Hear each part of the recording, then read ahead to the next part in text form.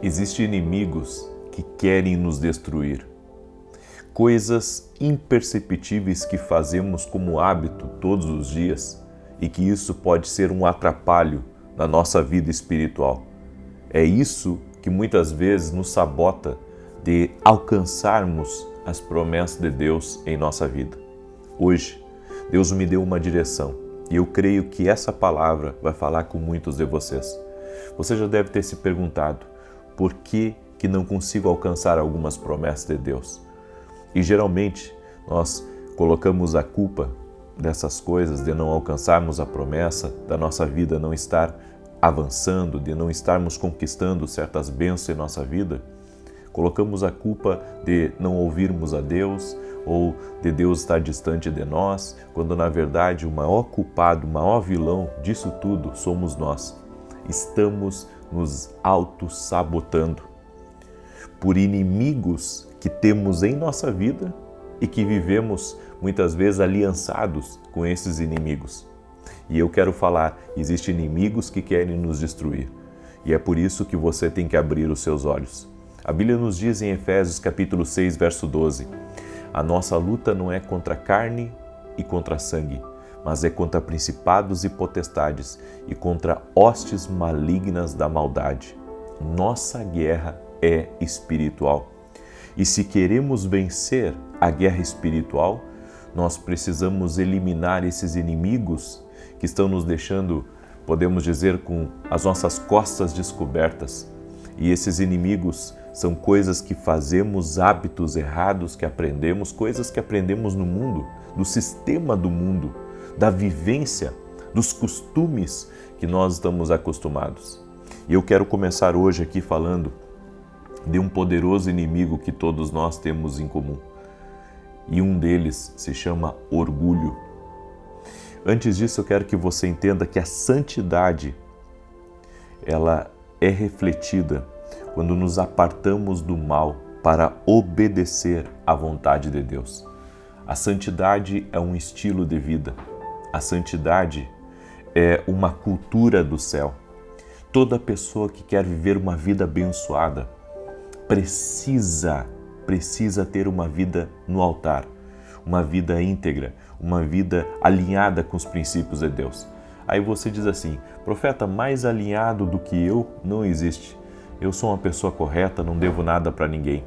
Mas muitas vezes nós estamos deixando certas coisas na nossa vida de alguma maneira descoberta. Estamos errando e não nos damos conta, porque esse é o pior, quando nós erramos e não nos damos conta que estamos errando. Muitas vezes devemos lutar contra a nossa própria carne, porque a nossa carne é corrupta. A carne é algo que sempre nos inclina para aquilo que é errado. Às vezes uma pessoa faz uma coisa, ela nem sabe que aquilo é errado, mas é aquilo ali que está arrastando ela e prendendo ela de viver as promessas de Deus. A Bíblia nos diz, no livro de Provérbios, capítulo 6, eu quero ler essa passagem com você, do verso 16 ao 19. Eu quero que você fique até o fim desse vídeo, porque você vai entender o porquê de algumas coisas não estarem acontecendo na sua vida. Olha o que está escrito nesse texto. 6 coisas o Senhor odeia, e 7 são abomináveis à sua alma. Olhos altivos, que está falando do orgulho, língua mentirosa, mãos que derramam sangue inocente, coração que maquina maus pensamentos, pés que se apressam a correr para o mal, testemunha falsa que fala mentiras e semeia discórdia entre os irmãos.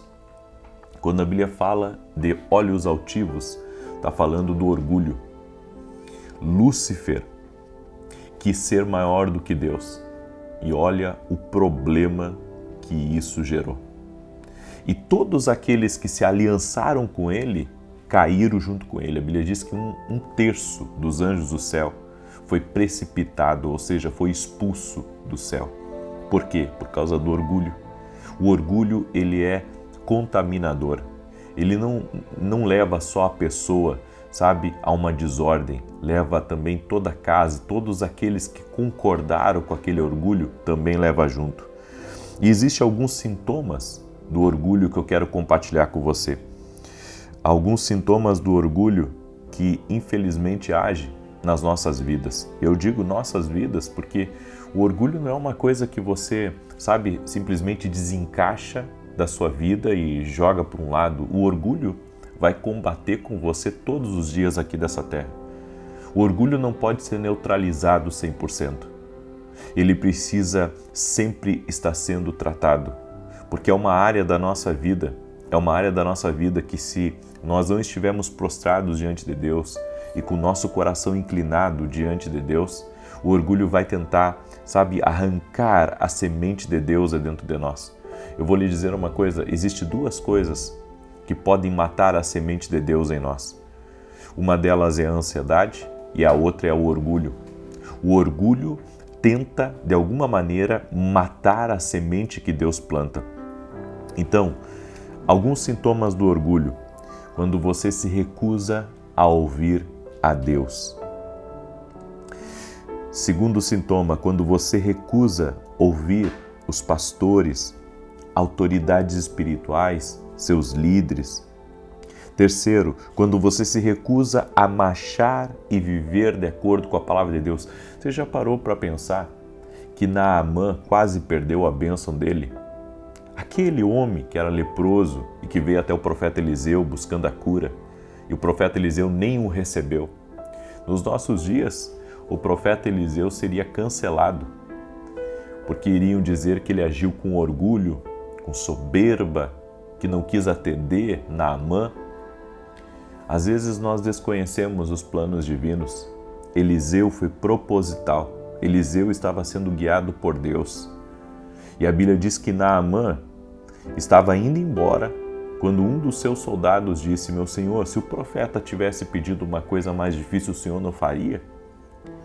Aí Naamã tentou murmurar, e logo nós vamos falar da murmuração, porque Naamã disse assim: mas não é Abana e Farpar melhores rios do que o Jordão? Eu achei que o profeta iria orar sobre mim, que ele iria vir até mim, me cumprimentar, me honrar. O profeta não fez nada disso. O orgulho de Naamã. Antes do milagre, antes da bênção, Deus teve que derrubar aquele orgulho que havia nesse comandante, nesse homem guerreiro, nesse homem de muitas medalhas e muitos troféus, nesse homem que era reconhecido. É por isso que é muito difícil para algumas pessoas se renderem a Deus, porque elas receberam tanto elogio na vida, sabe? Elas receberam tantos prêmios, elas receberam tantas conquistas, elas receberam tantos aplausos, e que isso está sendo eu posso dizer, um muro que está impedindo eles de chegar diante de Deus. Eu vou dizer para você que existe duas coisas muito perigosas na vida de uma pessoa: os elogios e as críticas. Se você não souber lidar com os elogios, você cai. Se você não souber lidar com as críticas, você cai também. São duas coisas, são duas armas poderosas desse mundo para, de alguma maneira, enroscar você e impedir você de caminhar. Inclusive, vou falar sobre isso, eu vou falar um pouco sobre isso na minha oração das 18 horas, que, de alguma maneira, quando você deixa, sabe, com que os barulhos de fora sejam maiores do que a instrução do Espírito de dentro de você, você se paralisa. Existe algo que paralisa os homens, e isso se chama o elogio e a crítica. Se você não aprende a lidar com essas coisas, isso tende a lhe derrubar. Existe também quando você se afasta dos mandamentos de Deus. Isso é o orgulho. Quando você se rebela contra Deus, quando você fica com raiva de Deus. Por que nós colocamos a culpa em Deus dos nossos problemas e nunca olhamos para dentro de nós? Sabe por que nós não olhamos para dentro de nós? Porque nós fomos ensinados, o mundo nos ensinou, nós fomos doutrinados pelo sistema desse mundo a olhar para o lado de fora. Então a gente olha muito para o lado de fora e não olha para dentro. E isso é um orgulho. Isso é uma coisa que de alguma maneira está nos prendendo e está nos impedindo de nos aproximar de Deus. É muito fácil, é por isso que Jesus, olha como é a mente do reino. Jesus ensinou que antes de eu julgar o meu irmão, antes de eu olhar para o lado de fora, eu tenho que olhar para dentro de mim. Eu tenho que reparar o argueiro que há dentro de mim. Eu vejo pessoas que dizem que Deus não fala com elas. Eu vejo pessoas que estão sempre colocando a culpa em todo mundo, sabe, dos seus problemas, dos seus erros, e eles acusam todo mundo, e daqui a pouco é o evangelho que está errado, é as igrejas que estão erradas, e nunca se olha para dentro. Nunca se olha para dentro dizendo, sabe, o problema sou eu. Eu estou sendo orgulhoso, eu não estou me rendendo a Deus. Eu tô sendo o maior impeditivo de Deus agir. Então o orgulho, ele está nos sabotando. Quando você resiste ao Espírito Santo, quando você de alguma maneira segue os pensamentos do seu coração mau, em vez de seguir a palavra de Deus, isso é orgulho. Quando você se recusa a se converter de coração, você se compromete pela metade, mas nunca de inteiro. É isso que nós precisamos entender. Nosso inimigo é o orgulho e nós precisamos nos render a Deus, nos arrepender para, sabe, vencer esse orgulho e seguir a direção do Espírito. A Bíblia diz que Deus resiste aos soberbos, mas dá graça aos humildes. Existe um segundo inimigo que quer nos destruir. São os pensamentos que não nos edificam. Pensamentos, sabe, que de alguma maneira eles têm estado dentro de nós, e esses pensamentos, eles acabam amarrando você. Você começa a pensar, sabe, que Deus não ama você. Você começa a pensar que os problemas são maiores do que Deus. Você começa a dar muito ouvido ao que os outros dizem. Você começa a se importar demais, sabe, com as perseguições que existem aqui nesse mundo contra você, a inveja que existe nesse mundo contra você, pensamentos que não edificam. A Bíblia diz que nós devemos pensar no que é bom e não no que é ruim. Se você começar, sabe, a ler, a ouvir notícias negativas, sites de fofoca, coisas, sabe, que não edificam, você fica apenas vendo notícia ruim e é morte, é destruição, e é problema, e o mercado que está oscilando e tantas outras coisas, você pensa, meu Deus, o que vai ser da minha vida? Ei, esses pensamentos que não edificam, você tem que substituir pela fé, você tem que substituir pela palavra de Deus, você tem que substituir pelas promessas de Deus na sua vida. Pare de pensar no que é negativo. O diabo está atacando você através desses pensamentos, sabe, que estão de alguma maneira tentando paralisar você, porque o objetivo do diabo é tirar o seu foco de Deus. Você não tem ideia da guerra espiritual para desfocar você. A guerra espiritual para desfocar você. Porque quando você está desfocado, você não se concentra no que Deus está falando. É por isso que você vai ter que vencer esses pensamentos que não edificam. Terceiro, Deus nos chama para guardar os nossos olhos. Não é tudo que você pode ver. Não é tudo que você pode assistir. Não é tudo que vai edificar você. Eu vou lhe dizer uma coisa, saber de algumas coisas não vai lhe edificar. Tem certas notícias, tem certas informações. Os olhos são a janela da alma. Os olhos são a janela da alma. Então você só vê o que é ruim? Você só vê o que é ruim? Você só enxerga o que é ruim nos outros? E isso vai começar a lhe destruir por dentro? É por isso que a nossa mente, ela registra o que os nossos olhos estão vendo. E imediatamente isso entra no nosso coração e no arquivo dos nossos pensamentos. Você tem que encher os seus olhos de coisas boas. Sabe? Se você ficar muito tempo na internet, assistindo coisas negativas, assistindo coisas ruins, você vai contaminar o seu coração, você vai contaminar a sua alma. Tem coisas que você tem que decidir não ver, não assistir. Inclusive, sabe quando você assiste coisas que não é para assistir? Eu vou lhe dizer, eu falo aos homens, você não pode assistir, sabe, outras mulheres nuas. Por quê? Porque isso, de alguma maneira, isso vai contaminar o seu ser. Hoje, um dos maiores males do ser humano é é não ter filtro para aquilo que vê. Tem coisas que nós não podemos ver. Isso é um inimigo que de alguma maneira está nos derrubando. É por isso que Deus nos chama ao arrependimento. Deus aborrece os olhos altivos e nos chama ao arrependimento para a sua presença. Se você se humilhar diante de Deus, Deus te levantará. E se você pedir perdão, Ele te perdoará. E para encerrar, o quarto inimigo que quer destruir as nossas vidas se chama murmuração e fofoca. A Bíblia nos diz em Levítico, capítulo 19, verso 16: Não irás fofocar entre o teu povo, não atentarás contra a vida do teu próximo. Eu sou o Senhor. Fofocas e reclamações têm um efeito destrutivo e levam pessoas a crises profundas. Sabe que fofoca é um problema? Às vezes, a guerra que você está espiritual entrou pela fofoca, porque você fica falando da vida de um, fica querendo saber da vida do outro.